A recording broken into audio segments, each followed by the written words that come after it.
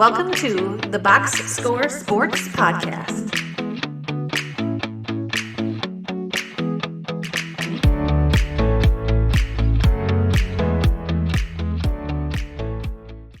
Hey everybody, welcome back to the Box Score Sports YouTube channel. I am your host Ryan. On today's clip, I'm just going to react, give you my instant thoughts on the Lions winning against the New Orleans Saints. 33-28. Kind of a too close for comfort one for any Lions fan, any Lions backer like myself.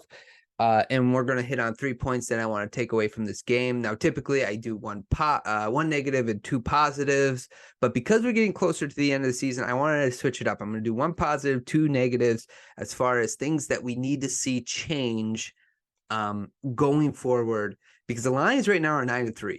They have a real legit shot at making not just the playoffs, but the number 1 seed, number 2 seed. Like, you know what I'm saying? And having home field advantage, they're going to have one home field game, I believe, for sure. But could we get two? Could we get two if the Lions play their cards right? But I want to see some things fixed, and maybe you do too. So right away, let me know in the comments down below. Let me know what you'd like to see the Lions fix. Let me know what your thoughts are on the game, the pros, the cons, the good, the bad, however you want to word it. So let's get into my first takeaway, and that is the Lions' resilience. I love that this team is finding different ways to pull off some of these victories. Their offense wasn't really great today. A lot of short fields led to a lot of points, which is good. But even though they weren't great on that fourth down play or third down play to ice the game, I love that they did that. The trust they had in Goff to throw it to Reynolds, crossing the field. And even though it wasn't the perfect pass, Goff being hit while stepping up into the pocket, I thought it was a great throw, great play call. It led to the win. And when you think about how they won this game, they had all the momentum for a moment, and then all of a sudden the Saints took it over going into halftime, and it seemed as if, right, at the end of the third quarter, we've been there, Lions fans, Lions backers, it didn't look good. And then the Lions' resilience, finding a way to win when the other team captures the momentum, I think that's good for this team. It's a good learning experience. They're finding different ways to win. And the resilience of this team isn't like other Lions teams that we've witnessed before. Now, do you want it to happen to a team that's 5-6?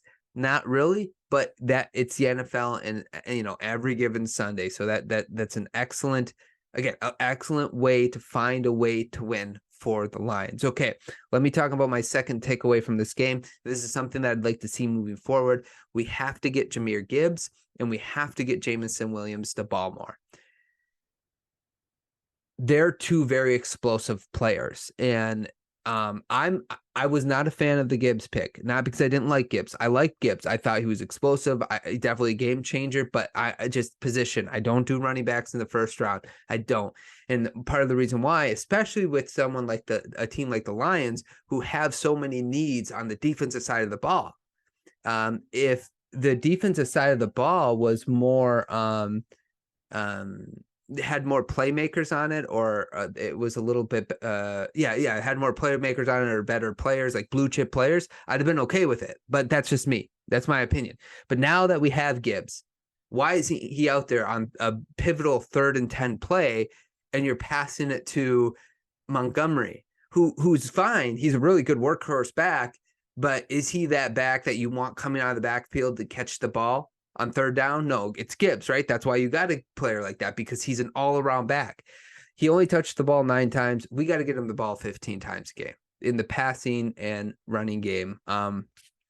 But just because you want to give him more opportunity for explosive plays. The same with Jameson Williams. We saw what he did on that double reverse, the explosion off the ball. I mean, off the handoff, as soon as he rounded the corner for a touchdown.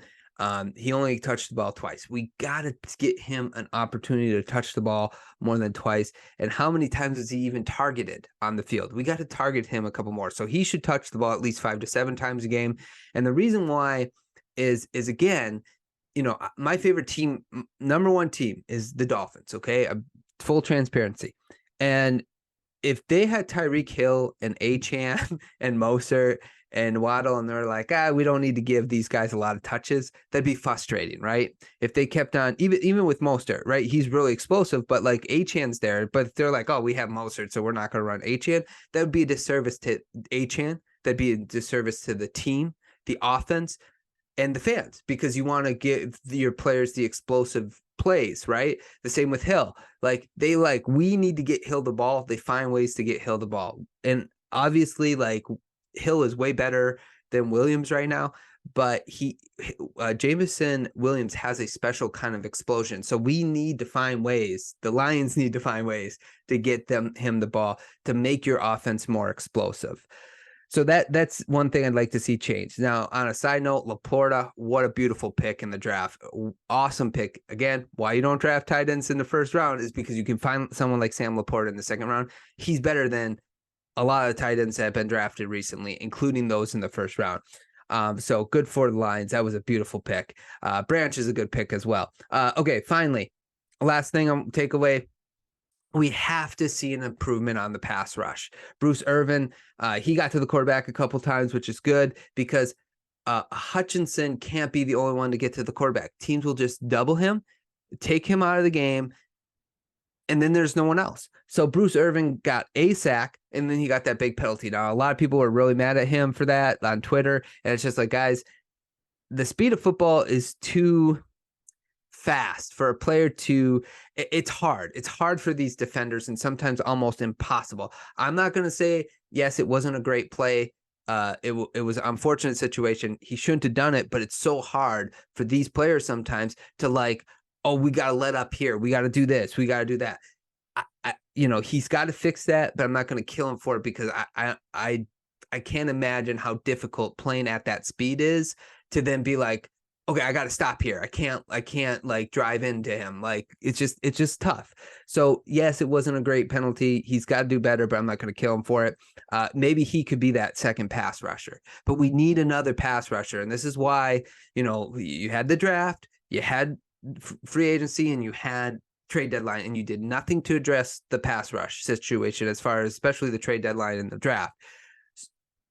You didn't do anything. You said you were good with the people you have.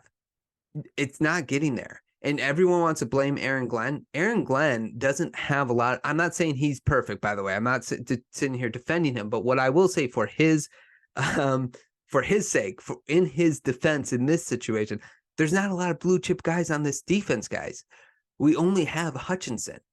Branch is really good, and he might be a blue chipper. Sutton's pretty good. He's not necessarily a blue chipper. We lost C.J. Gardner-Johnson, right? Not that he was necessarily like a blue chipper, but there's not enough playmakers on the defense, and that's why it was puzzling that they didn't do more, especially in the draft, to address it with positions that are much more important than the positions they went out and got. Regardless, this is the situation the Lions in. They have to generate pass rush, even if you have to switch things up and blitz more. I don't care. So that's what I took away from this game. Again, a lot of positives though. 9-3, that's awesome. 5-1 on the road. Let's go Lions. Let me know again in the comments below. What are your thoughts? What were your takeaways from the games? What do you want to see fixed going into the postseason in this last month of December in the NFL? Let me know in the comments down below. Subscribe to the channel, like the video, and we'll talk to you guys soon. Thanks so much for watching this clip of the Box Score Sports Podcast. I hope you guys enjoyed. If you haven't yet, please subscribe to our channel. Follow us on Instagram and Twitter or X. And we'll talk to you guys real soon. See ya.